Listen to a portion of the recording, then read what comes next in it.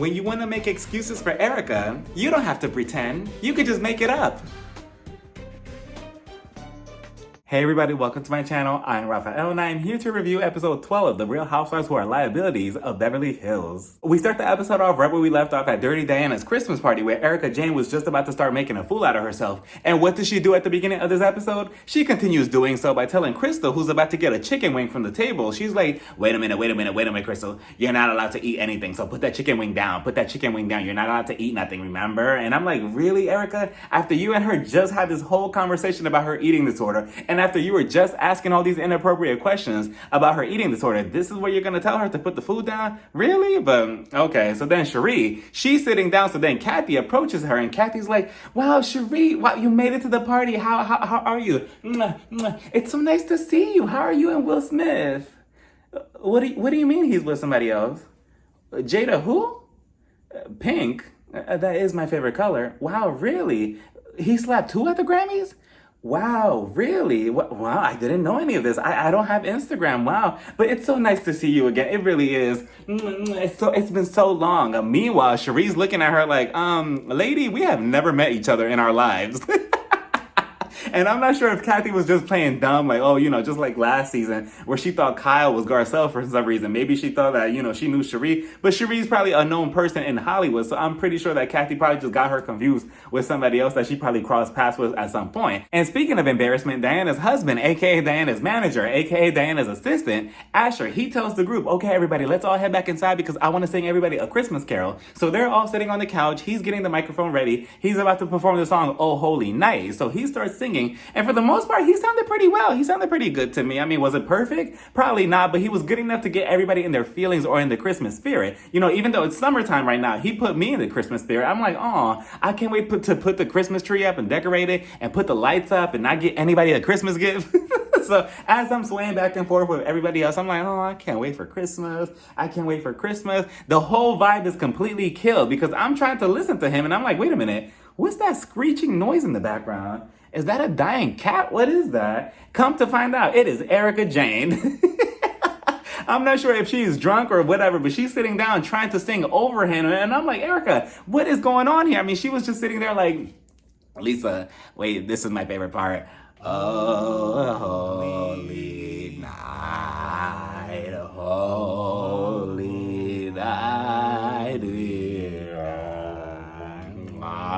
Two more cocktails, please. Oh, holy night. And I'm like, Erica, this is not about you. This is about Asher. Let him have his little 2 seconds of fame.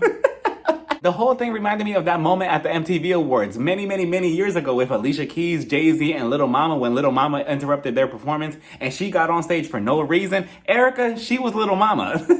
Like, I was just waiting for her. She was just 2 seconds away from going up there next to Asher like, yeah, we performed that. So after Asher's Grammy performance, they all head back outside to order more drinks. Erica, she starts apologizing to Kathy for not going to Paris Hilton's wedding. She's like, I'm so sorry. I couldn't make it to any of her events. I'm so sorry. I just couldn't bring myself to go. And I'm not really sure what Erica's reasoning behind not going was. I feel like she was alluding to, everything that's going on in her life with all the legal cases and everything in the courtroom. She didn't want to go to Paris special day and dim her light and take away from her moment and put it on her and make it all about Erica just by her showing up. Like, I'm pretty sure that the media will cover this like, oh, Erica Jane spotted at Paris Hilton's wedding. And I'm sure that that's what she was trying to avoid. So maybe that's why she didn't go. So then Kathy tells her, it's fine, it's okay. At least you told me ahead of time that you weren't gonna go. So that's all that matters. So she gets up and she goes and hangs out with Garcelle, Crystal, and Kyle. Meanwhile, Erica, she's left there with her drink, and Lisa, she's taking another sip. And Lisa, it's bad when Lisa's telling you, okay, maybe you should put that drink down. Put that drink down. And Erica's just like, no. And she's fighting off Lisa like, no, this is my drink. I'm like, wow, I mean, if you have Lisa, your own friend, your own partner, telling you to stop, that's a problem right there, Erica. That's a red flag. So meanwhile, over there on the other side, Garcelle, she's telling Kathy, oh, so guess what Erica did at my birthday party? She was drunk and she was misbehaving, but she told my son to get the fuck out. And then here comes Kyle. Like Kyle could just not control herself. She just had to jump into the conversation. She's like, wait, hold on, Garcelle. Yeah, hold on. I want to give my 2 cents in this conversation too. Hold on, it's in my contract. Look, it's in my contract that I need to be a part of every conversation. So wait. I just feel like with Erica, I just feel like she was just having a good time. You know, she was having a good time. I just feel like we should cut her some slack. And I'm like, cut her some slack. But I'm pretty sure, again, like I said, if it was your daughter, Kyle, I'm pretty sure there'll be no slacking that we need to cut. Right? Garcelle stopped her conversation with Kathy and she's like, hold on, I'm gonna handle your sister real quick. Kyle, I don't need to cut her some slack. You could cut her some slack, but I don't need to cut her some slack. And yeah, Kyle, this is not you. This is not your daughter. This is not Mauricio. This is not anybody in your family. This is Garcelle and her son, somebody in her family. She doesn't need to cut her some slack if she doesn't want to. Like Kyle, again, the level of delusional has just reached an all-time peak. And it's just getting way out of hand with her. And Kyle, she just stayed quiet. She's like, okay then, fine. We don't need to cut her anything. Looking like a sad puppy. But now I'm pretty sure that I found a reason as to why Kyle is holding down Erica so strongly and she's just letting everything just go over her head. Because I'm not really sure if anybody's been seeing everything that's going on with Erica and Tom once again online, because now they're involved in a news scandal. But this time around, Kyle and Mauricio, specifically Mauricio, he's involved in it too. So maybe Kyle, that's why she's so strong on holding Erica, not accountable to anything and just trying to protect her, because she knows that Mauricio has done some alleged dirty work with Erica and Tom. I haven't really read everything that's going on with that situation, but I just know that Mauricio's involved in it. And I'm like, maybe that's why Kyle is so delusional, or maybe she's just delusional by default. But then Kyle, she also goes on, she's like, wait, well, hold on. I just don't want to label Erica as an alcoholic because, I have a sister. You know Kim, right, Kathy? And Kathy, did y'all see the look that Kathy gave to Kyle? Like, wait a minute. Don't talk about Kim. Don't say too much on Kim. This ain't Phaedra. Stop it, Kyle. So then Kyle went on to say, I don't want to put labels on anybody or anything. And I'm like, you out of all people, you don't want to put labels on people? But you were so quick to put a label on your sister and blast her in front of the cameras 10 years ago. You had no problems doing that. But now all of a sudden you don't want to put labels to Erica, seeing her behavior, 3 episodes in a row? Even Garcelle was like, okay, that still doesn't excuse anything. Erica, I've seen her behavior, how she was last season and how she came out Sutton. Kyle, again. I'm telling you, Kyle had her sword and shield and her helmet trying to protect Erica. She was like, no, but she wasn't drunk. As if that makes it any better. So what? So just because she was sober, it's okay for her to treat Sutton the way she was treating her last season and getting in her face and threatening her? And speaking of, since you want to talk about cutting Erica some slack, how come you didn't cut any type of slack towards Sutton at the beginning of the season when you got upset with her for showing no type of emotion or empathy or reaction towards Dorit's fake robbery situation, knowing that she had her own reasons to do so? I didn't see any cutting of the slacking then, so... Garcelle goes over to say goodbye to Erica, Lisa, and Dirty Diana. Erica, she's like, you know what? I'm going to leave too. Lisa, let's go. Can you get my limo to come pick me up? What do you mean I don't have a limo? Oh, yeah, I forgot. Sorry. The drinks has me talking too crazy. Okay, just get my jet plane. My private jet plane could pick us up from here. Wait, I don't have that either? I'm sorry, I forgot. The drinks are really strong. Okay, Lisa, let's just go. Let's just catch an Uber or let's just walk home or something. I don't care if it's 20 miles away. So then Erica, she gets up. Lisa's carrying her. She's stumbling all over the place. I'm like, Erica, you're leaving the party all sloppy or whatever. You look nice and you're leaving like this. So Lisa, they're all stumbling together and shit in their high heels. So they eventually leave. Garcelle, she sits down. Diana, she goes on to say, Garcelle, I really want to... I want to apologize for my behavior at your birthday party. I just feel like it was very, very, so inappropriate. And I can't believe I did that. I'm so sorry. It's just that Sutton, she really brings out the worst in me. She really knows how to... Stop it. Stop.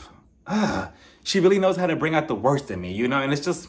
I'm so sorry, and I just won't behave like that again. And Garcelle's like, it's understandable, it's fine, just don't do that again, or else I will have security kick you out my house, but it's understandable. And then Diana, so speaking of delusional with Kyle, I see why they get along. Diana goes on to say, I saw you in that beautiful white dress, and I feel like when I look at you, you have this look in your face, but that when you look at me, I just feel like you like me deep down inside. And I'm like you? Deep down inside? See, no wonder Garcelle's a good actress. And Garcelle, what was her reply? Well, yeah, so have a good night. So petty. She was not like, oh yeah, I like you now. Yeah, I like you a little bit. Yeah, everything's forgiven. No, have a good night. I'm leaving. So she gets up and goes. We head over to Dorit's house where she's in the living room with PK. And is it just me or is it every single time we see PK and Dorit in a scene, they're always on these couches having a serious conversation about nothing? I mean, we never see them outside planting some flowers, cooking some food, in the pool, doing something cute. It's always on these couches. Like, give us something else. So Dorit, she's upset at him for some reason. I'm not sure why she's picking a fight with him now all of a sudden. He went to a work party where he got too drunk and he still decided to drive himself home. And the police, they caught him on the highway and they arrested him for a DUI and had his car totaled. He was never going to tell Dorit about this whole situation because he didn't want to worry her with everything that was going on in her life right now, you know, with the alleged robbery. And I'm like, if you want to keep something like this away from her, what else are you hiding from her, huh, PK? So she's upset about that because she's like, well, you need to tell me about this because we're in a marriage together. Like, what's wrong with you? So PK, the only reason why he did tell her to begin with was because she had to be the one to bail his car out from wherever they took it. So she goes on to threaten him and she's like, listen, PK, listen, if you ever lie to me, you're going to be in big trouble, okay, buddy? You're going to be in big trouble with me, mister, because I did not do that. We're supposed to be scammers together. I mean, we're supposed to be in this marriage together, okay? Even though I'm going through a lot right now, I still want you to be honest with you. No more of these little red lies, okay? I mean, maybe if the lies come with like a Gucci bag, then maybe I'm okay with it. But no more lies, PK, or else you're going to be in big trouble. And I'm like, Dorit, please. Like, what are you gonna do? Leave him? Okay. I mean, honestly, you should have had this type of energy with Erica last season and you should have questioned her then, but okay. We head over to Erica's treehouse where she's with her team to look at all the pictures that she's done for her hair that she's still selling, allegedly. So then Lisa Rinna, she shows up. They're sitting down. Erica, she starts spilling out her emotions to her and the guy who I'm not really sure who he is. I'm like, are you an extra? She goes on to say, well, you know what, Lisa, when I got back home from Diana's party, you know, I actually threw up all over the place and I actually hit my head against the floor. And, you know, I really need to take it easy. Lisa, she's like, yeah, you really need to stop. You're out of control. And again, if Lisa's telling you that, then you have a problem, Erica. Like, you really need to stop. Like, you know, you can't be mixing antidepressants and alcohol together. That's going to lead you down a path that you don't want to go down, Erica. I mean, you already have too much going on in your life now. Now you want to add a new issue and a new substance into your life, Erica? Like, no, that's just going to cause even more chaos in your life. And you already have a lot to handle. So if I was you, I would just strongly recommend going against it. And she goes on to say that the reason why the alcohol hits her so easily and gets her so drunk so quickly is because the antidepressants mixed with the alcohol. It basically, like, if she takes one drink with the antidepressants, it's like having like 20 drinks in one cup. So that's why she's always acting a hot ass mess these last couple of episodes, because she only takes like 1-2 drinks and then the antidepressants, they kick in and boom, she's drunk all over the place. So again, it's just the alcohol aspect of the whole situation that I just do not like, because at first on the Mexico trip, I'm like, I don't know. I'm not really sure if she's really going to try to be an alcoholic. Maybe she's just having fun. You know, she's on vacation. It is what it is. And then at Garcelle's party, that's when I'm like, wait a minute, that's a little bit questionable. But now this episode, I'm like, wait a minute, I don't know, Erica. And then this conversation right here specifically that she was having with Lisa, that's what really solidified me. And that's what really had me looking at the whole situation differently. I'm like, wait a minute. You know, I thought it was all fun and games at first, but now I feel like it's kind of serious now. Now I feel like it's a problem. And again, I just don't like seeing that type of situation or that type of pattern week after week after week. Again, it's like seeing her spiral out of control, and I just think it's pretty sad. We get a little montage of everybody celebrating Christmas. Sutton, she had to spend it alone because she had COVID, but she managed to buy herself her own gift so she could at least open something on Christmas Day. And it's this big ass blue diamond ring. I'm like, my goodness, is that the same diamond from the Titanic movie? You know, the one that Rose had around her necklace is like this huge blue diamond. I'm like, you know what, son? I'm not even mad at you, because if you can't spend Christmas with anybody else, you might as well spend it with your money and diamonds. So she goes over to Garcelle's house. It's after Christmas at this point. I believe it's like a week or two after Christmas. And then Sutton is like, Merry Christmas, Garcelle, to you and your family. I mean, I know it's not January 6th yet, so I'm still allowed to say it. And I'm like, wait a minute, Sutton. What do you mean by that? What's happening on January 6th? Where were you on January 6th? I'm just curious, because why that date specifically? That's the day that she cuts off Christmas for good, and then she just kind of puts it in the past and moves on to the next one. And I'm like, Interesting. So her and Garcelle, they sit down. Garcelle is catching her up on everything that happened at Diana's party. She's like, Erica, she showed up and she got drunk again. You know, we have to have an intervention, but I'm not sure how we're going to do that. Sutton is just like, well, I'm not going to be the one to discuss it because she's going to rip my face off. So that's just not happening. She also talks about how sad she was on Christmas Day, especially when she called up her ex-husband Christian and he was out living his best life. Meanwhile, she's home alone by herself, sad and depressed with nothing but a diamond to her finger. So what does she do? She texts all her ex-boyfriends. Typical ex-toxic trait, especially during the holidays or cold weather. It's just something about those two scenarios that makes people very emotional and want to reach out to you like, oh, maybe we should rekindle it one more time. Maybe we should try again for the new year. What about if we spend Christmas together? You know what? I had a gift for you, but I was thinking maybe I'll give it to you and just leave you alone. Like, it's always around the holidays. I remember I said this before in one of my videos that it happened to me like many, many years ago that somebody hit me up out of the blue and it was around Christmas time too. And I'm like, here we go. What's going on? And they're like, oh, look, it's this picture of us from like years ago. And I'm like, first of all, why do you have my number still? Second of all, why do you still have this picture of us in your phone? For what reason? Like, what are you doing? You should see how quickly I pressed the block button on my phone. As soon as I saw the number, I'm like, oh shit, I almost threw my phone out the window. Like, don't text me. I don't like you anymore. I don't live there anymore. And I just never picture Sutton being the whole, you know, the hey big head type of person. Like, oh, hey big head, are you up? She didn't give me that vibe, so I was shocked when she said that. Garcelle, she goes on to say, well, I mean, it is what it is. You know, we just got to kind of put ourselves out there, and that's that. Sutton, she also goes on to say that her and Garcelle, they relate to each other as friends really closely because of their situations in relationships, that they both have failed relationships. And I'm like, well, first of all, Sutton, there you go again, blaming everything in your marriage to yourself, because that's what she was kind of alluding to. Like, oh, my marriage fell out because of me. Garcelle and I are both like broken people, so that's why we could kind of relate. And I'm like, no, Garcelle, in her situation, she found her husband cheating, I believe. So, and speaking of dating, we also see Sutton back home and getting ready for her 4th date. And I'm like, ooh, Sutton, look at you trying to get some dick. But she's getting ready with her assistant. He's trying to style her together. She goes on to say, I just want the man of my dreams to be tall, educated. He needs to be smart, and he can't be slutty. And I'm like, ooh, he needs to be classy for you, Sutton. Okay, fine. All right, then, you know, Miss Standards. Her assistant also tells her, so why don't you just get a friends with benefit instead? And I'm not sure if Sutton knows what a friends with benefit is or if it just kind of flew over her head because she tells him, oh, well, I mean, honestly, all of my friends are gay, so that wouldn't work out. And I'm like, well, okay, understandable. But I mean, even then, I mean, Sutton, for the right price, I mean, you know, if you're willing to fly me out and give me diamonds, then maybe I can. No. You said you wanted somebody classy. But yeah, so that's that. Sutton's putting herself out there.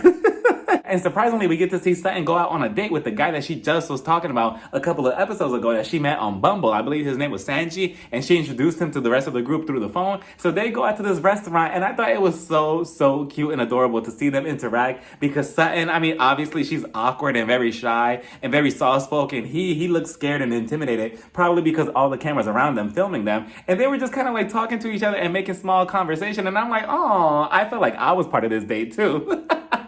I'm like, wait a minute, are we in a three-way right now? But it was so adorable. I know if I was the waiter, I would have been so nosy. I would have been like, hey, does anybody want drinks? Do you want a drink? Aren't you the Real Housewives girl? Aren't you the woman on the Real Housewives of Beverly Hills? Are you the one that Erica threatened last season where she said, or what? Was that you? Can I get an autograph? Are you dating him? Oh, this is going to be all over the gossip sites tomorrow. I'm getting paid for this. Can you give me your autograph?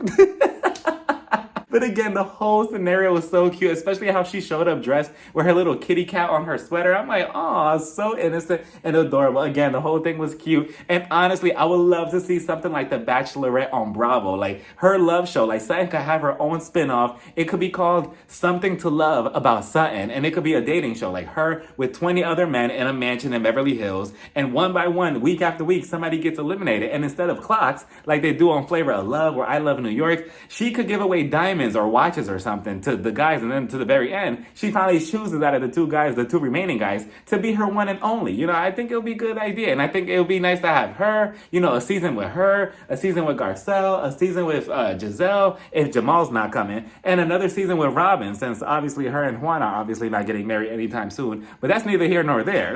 And then we get a rooftop meeting between Garcelle and Erica, and both of them look good. I'm like, damn, both of you really came to film. Like, they got out their best clothes for this scene. So they're on the rooftop of this bar. They're ordering something. Garcelle, she ordered her drinks. She expected Erica to maybe order some drinks, you know, like some apple juice or something, some water. But no, she's like, can I get some cognac? I'm like, damn, Erica, such a strong drink. Okay, but let's go. So Garcelle, she's looking at her like concerned, like, okay, this is what you're gonna drink? Okay, so she goes on to say, so Erica, how you been? How's everything? Because the last time I seen you, you know, you were acting like a kind of sloppy ass mess. So what's been going on? Erica's just like, yeah, no, I mean, no, like these last couple of times that I've seen you, I can admit that I've been a hot mess, but you know, Lisa Rinna, she actually came to my house and she set me straight. I mean, we only talked about it for like maybe 30 seconds, but that was enough for me to actually like really process that. I need to maybe slow down with everything that's going on in my life. It's a lot, Garcelle. You know, I'm just trying to have fun and I'm trying to have sex. I'm trying to have a lot of sex, you know. I don't want a relationship right now. I just want sex. I just want sex right now because of everything that I went through last year. It's just, I lost my house. I lost my husband. I mean, I really didn't want him anyway, but I lost him anyway. I lost the car. I lost the limousine. I lost my groceries. I had my dog, but I still lost everything else. So Garcelle is like, it's understandable. I mean, now that you have like a whole new set of eyes and everything, and now you're trying to get yourself together, allegedly, because I'm not sure at what point Erica is trying to get herself together, because we've seen her just be a hot mess these past couple of episodes. She goes on to ask Erica, so now that you're trying to get everything together, do you see a difference in our friend group or anything? Like, do you see anything with your new eyes? And I'm like, look at you, Garcelle. Still trying to be the producer and trying to make a scene. So Erica, she's like, well, you know, honestly, I feel like Sutton is a liability. And I'm like, Sutton is a liability? Sutton is a liability. Sutton Stacks? Sutton is a liability? Like, Erica, come on now. I know you're not the one saying anything about a liability. The more Erica talks like this, the more I see why Sutton said what she did last season, how she got like a whole lawyer and she wanted to stay away from Erica. Now I see why, especially with everything that's coming out with her, Mauricio, Kyle, and what's his name, and Tom and everything, like these new scandals. I could see why now back then Sutton wanted to stay away from her. She saw this coming from a mile away, and you have the nerve to say that she's a liability? You're a walking liability. You put the "la" in liability. Even Garcelle said it in her confessional. I mean, I wish she would have said it in person, like, you want to say that, but I mean, you're the one with all these legal cases against you, so how is she a liability? I wish that she would have pressed her a little bit face to face, but she said it in her confessional. And I'm like, the closest person that even comes close to you, Erica, is, what's her name, is Jennifer Shaw from Salt Lake City, and we see how that's going. She's going to jail soon, maybe, allegedly. So, I mean, I'm not sure if you really want to say that Sutton is a liability. I was so shocked that she chose that word. You could have said, like, maybe emotional or, like, unstable or something, but you chose liability? No. And on top of that, yeah, Garcelle pointed out too that you were just trying to be friends with her in Mexico, and here you are, just turning on her again, just when we were kind of trying to give you a shot a couple of episodes ago. Like, maybe you're trying to be friends with her, maybe you're trying to move forward with her, and look, talking shit behind her back and saying she's a liability. And I bet you next time they see each other, it's gonna be all smiling and kissing and saying, oh, Sutton, we're best friends, I love you, blah, blah, blah. But then here we have this scene. So, and honestly, if I was Sutton and I was watching this scene, I'll be like, wow, she played me again for the 100th time. I'll show up to the reunion with that stack of papers that lady gave to Erica at the airport when she served her. I will show up with that to the reunion, like, oh, you want to say that I'm a liability? Then what's this? Here you go. And I'll just pull out receipt after receipt after receipt after receipt. Like, who's the biggest liability here, me or you? Like, let's talk about it. But that was the episode, y'all. Let me know what y'all thought about this whole entire episode down in the comments. Bye, everybody. Mwah.